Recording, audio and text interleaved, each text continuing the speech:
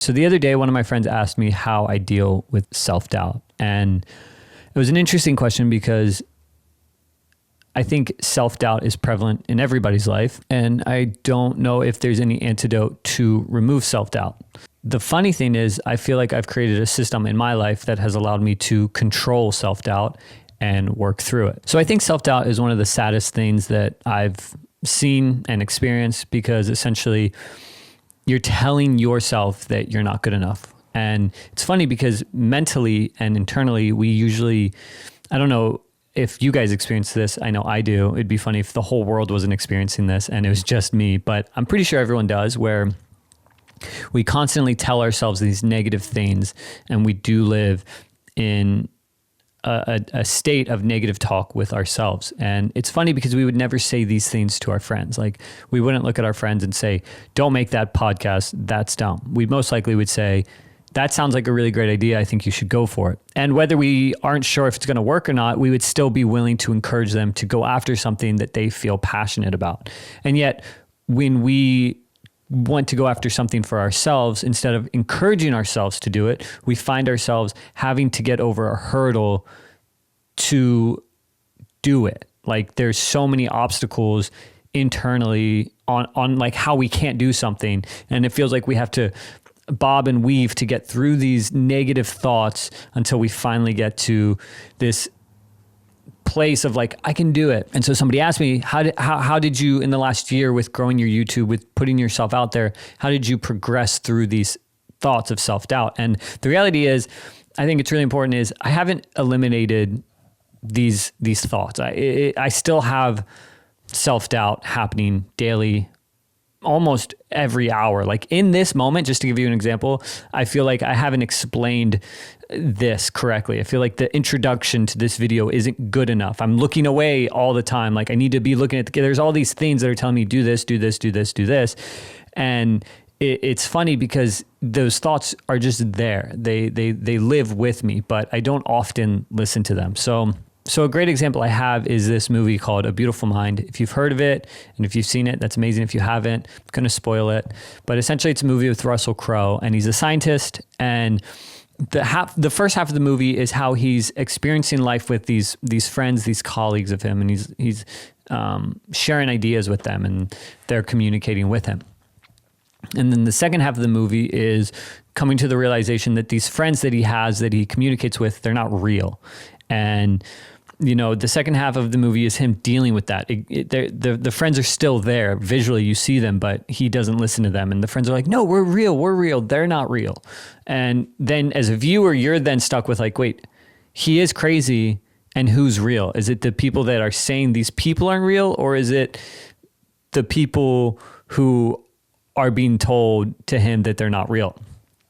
So I think you can see where I'm going with this, where it's like with self-doubt, I think a lot of times these thoughts are there and they're not going to leave you. You're going to find yourself doubting yourself. I'm not good enough. I don't have a good enough voice. This setup isn't great. My audio isn't great. I don't have good ideas. I'm not a good writer. You're going to have these thoughts, and they're not going to go away anytime soon, I don't think. Hopefully they do. I don't know. But how we deal with them is a whole nother story. My dad used to tell me, when you're angry, you're allowed to be mad. You're not allowed to respond in anger. And I think I always took that with me in a lot of ways that I feel. So when I have self-doubt, I'm allowed to think. Those thoughts are allowed to be there, but how I respond is a whole different thing. So with this podcast, it took me a long time to do this, but I did it. And even now, the doubts of like, even that stutter, the doubts of like, oh, what you're saying isn't making sense. I'm not responding in that. I'm just moving forward because I know that I have to do this right now, where even maybe my thoughts are jumbled. Maybe I stutter. Maybe I say, maybe I say like, maybe I experience the reality of where these self-doubt thoughts are coming from, where it's like, this maybe isn't great quality, but I have to experience and embrace those things to eventually get better.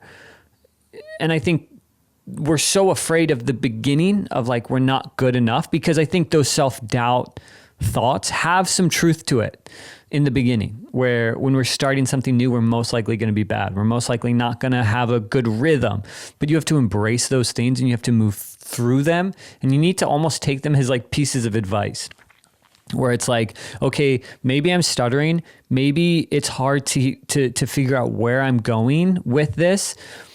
And that self-doubt is there. And so later on, I use that as constructive criticism. How can I actually get better? And not allowing myself to sit in those negative thoughts of like, oh, I just suck. I'm not going to do it. What I say doesn't make sense, so I'm not going to open my mouth.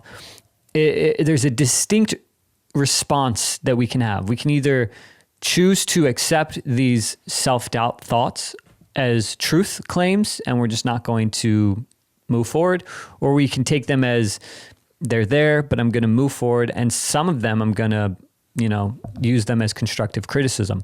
It's totally on us on how we respond. And another thing with self-doubt and criticism is that I'm not sure if it ever leaves.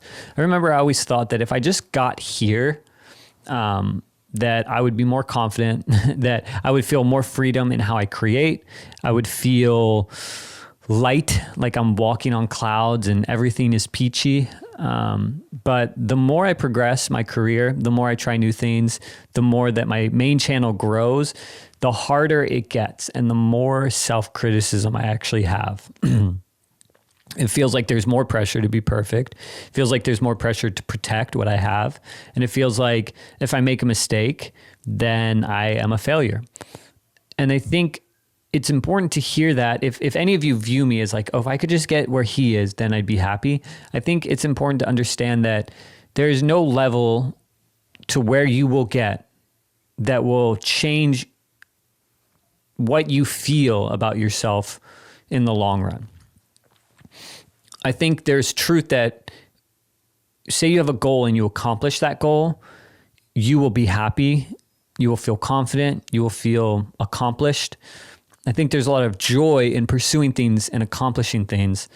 But I think once that thing becomes the normal, so 6 months down the road after you've done it and it becomes like a normal plateau, I think you're going to find yourself looking in the mirror and still feeling a lot of those negative thoughts, still feeling a lot of those self-doubts, still feeling a lot of that self-criticism. And those thoughts aren't necessarily going to go away. But I know, I feel like this sounds like a very like motivational, like just move forward. Don't listen to the self-doubt.